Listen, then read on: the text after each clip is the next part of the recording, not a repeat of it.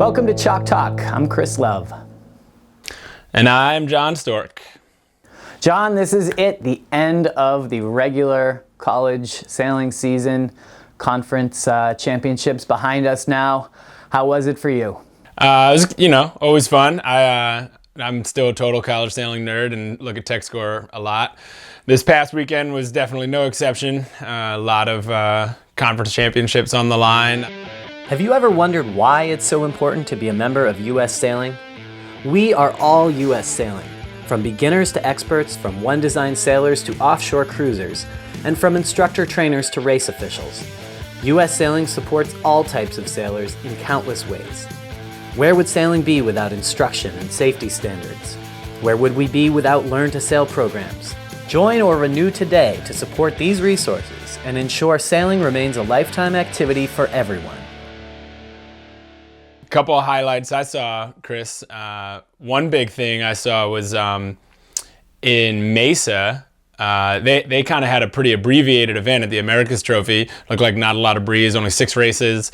And coming down the stretch, it seems like there was, I know they were trying to get races 7 and 8B in, but were unable. And so that scratched races 7 and 8A, which obviously played a role in the final couple of qualifying spots, which is too bad for a couple of teams on the outside. But for the last couple of teams who made it in, UPenn and Hobart, they don't have to feel sorry for anybody. They sailed well enough in the races that counted, and they're going to nationals.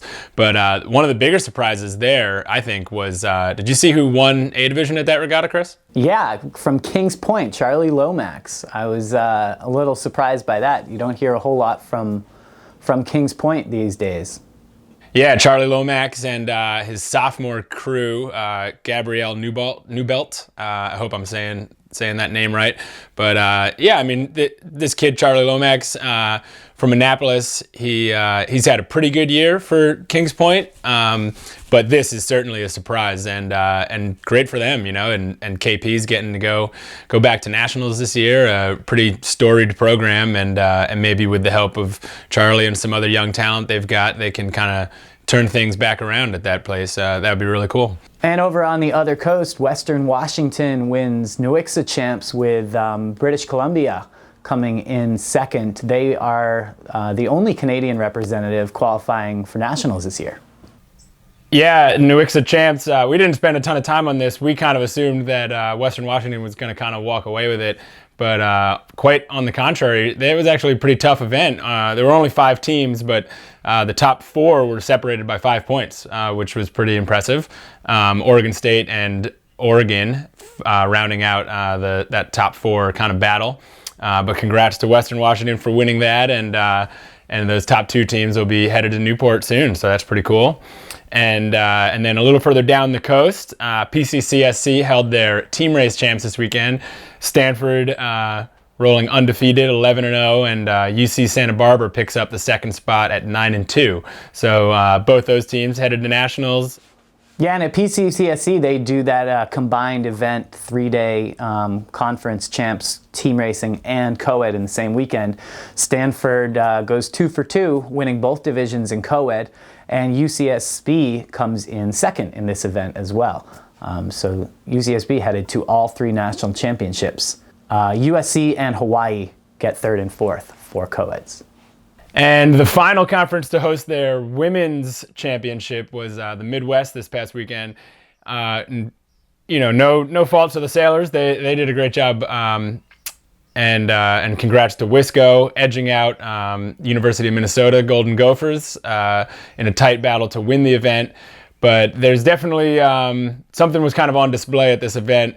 A couple years ago, the rule was changed in that no longer would a conference lose berths to nationals if they only had so many teams show up at their conference championship. And this was kind of put on display this weekend.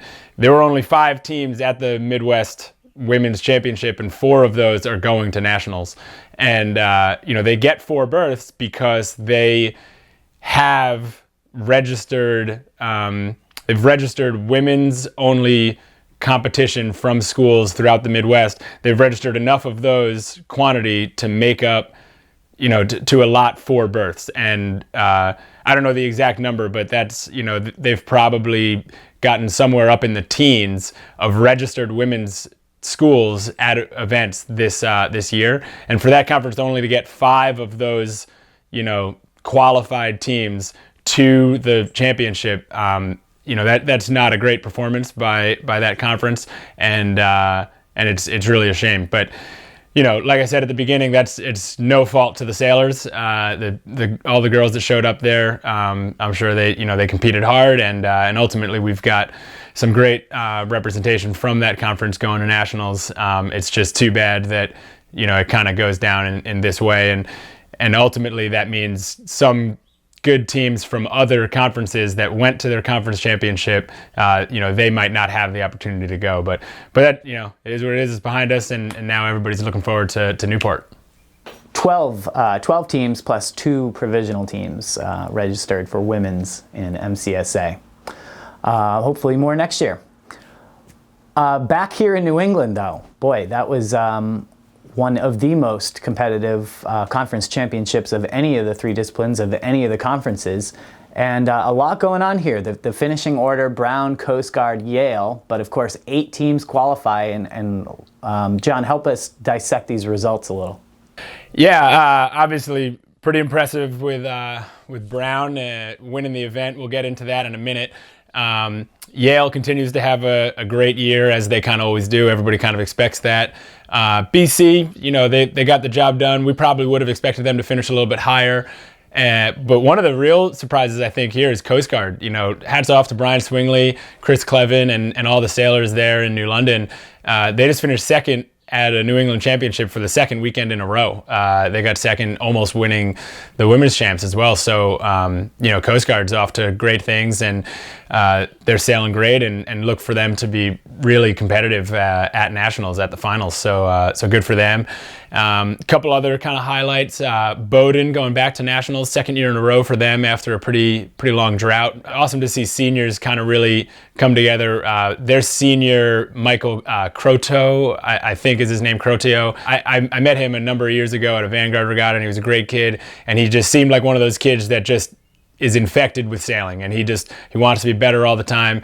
And he clearly worked hard and came a long way, and sure enough, senior year he wins B division at New England Champs and helps his team qualify for nationals. And that's what college sailing is all about. It's about people working hard and getting better and accomplishing things at the end that they didn't really know they could at the beginning, and that's pretty cool to see.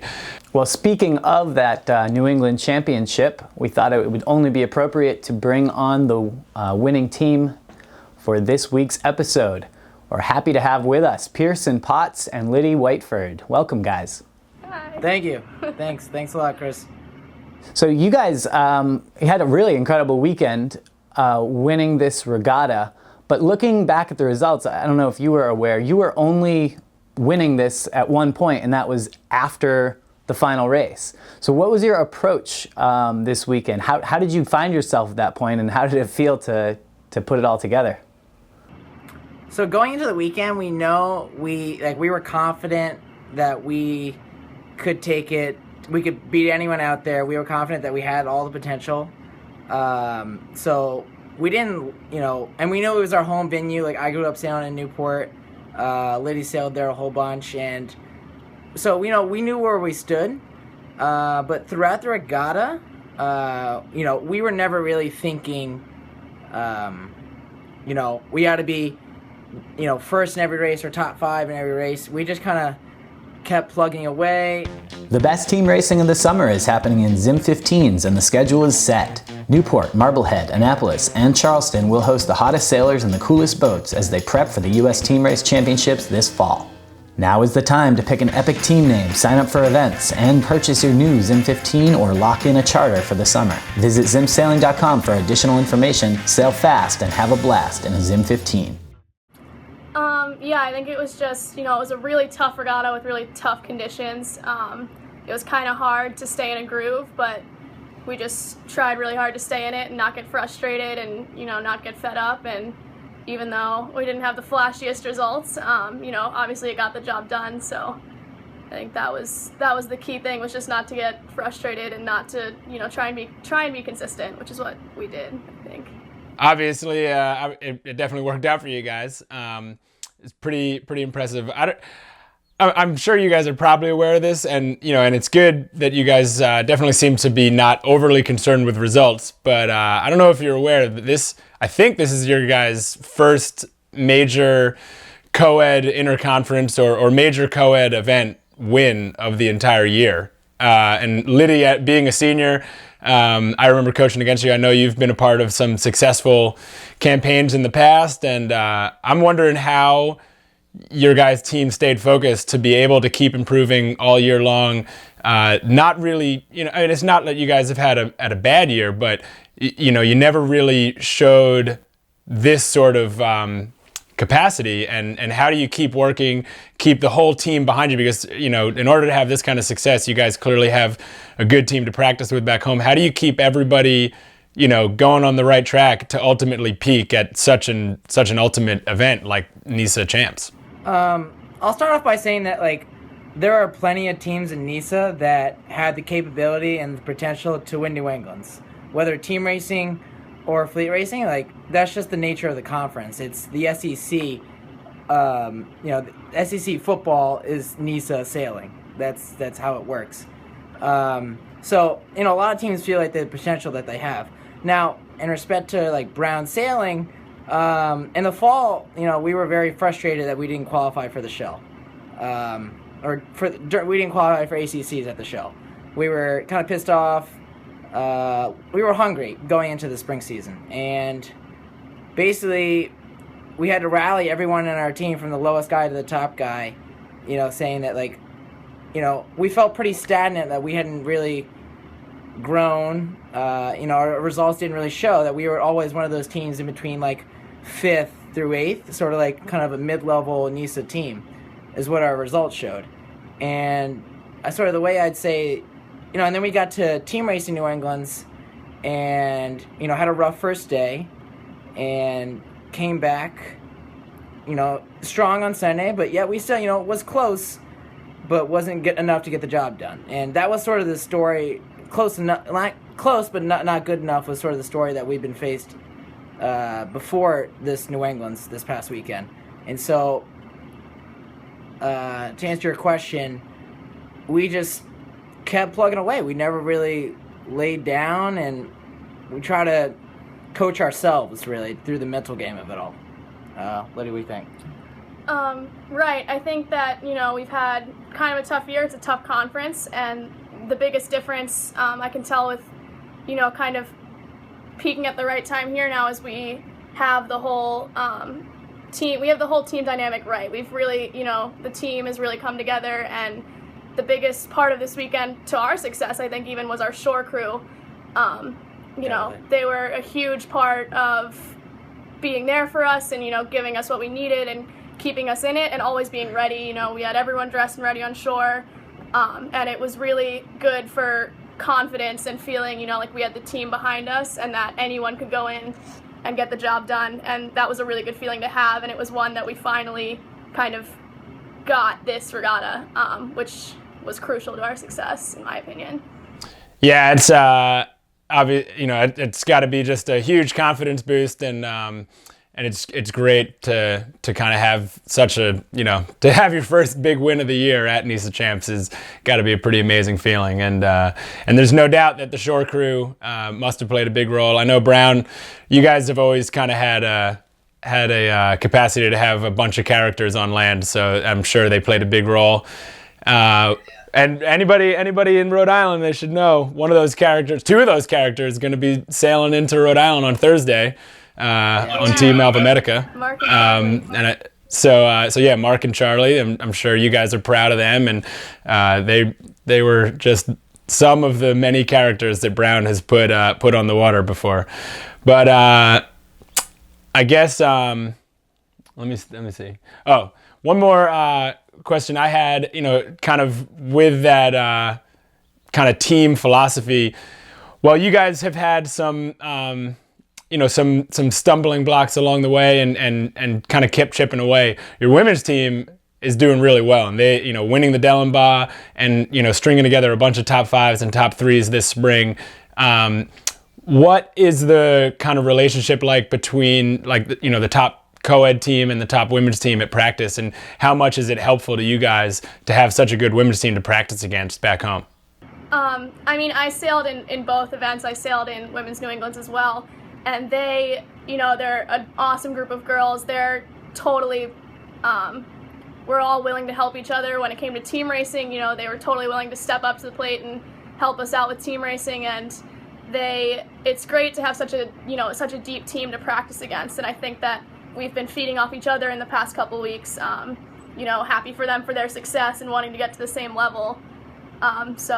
It was, and being able to sail Women's New England's, they're a great group of girls, and they are all there for each other 100%, and that's the team dynamic I felt that we brought into Coed New England's. Congrats on the opportunity to sail nationals there, and congrats again on just an awesome performance this past weekend. Thank you. Thank you so much. Appreciate it. Thanks, guys. Well, that's about it for us this week, and we're actually going to take a couple of weeks off, just like many of the students, some of the student athletes, a lot of them taking finals the next couple of weeks, and we've decided to take a little bit of time off too, and people will have to kind of stay tuned to Facebook for our national schedule. Chris and I will be broadcasting during the event to try to cover some of the nitty gritty that's going on at nationals in Newport, and we really look forward to that. All right, we'll see you, John, at the end of the month, and for the rest of you, have a great month of May.